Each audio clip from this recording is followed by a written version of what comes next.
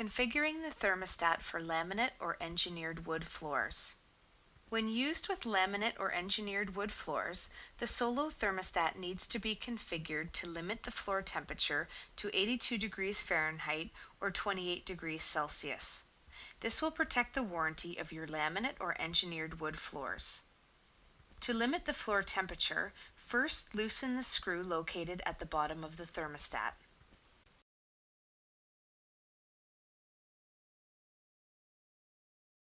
Pull the cover of the thermostat towards you and remove the faceplate from the base.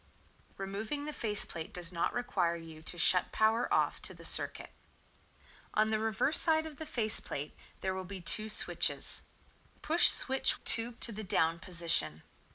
The Solo thermostat will now ensure that the floor temperature does not exceed 82 degrees Fahrenheit or 28 degrees Celsius to protect your laminate or engineered wood floors.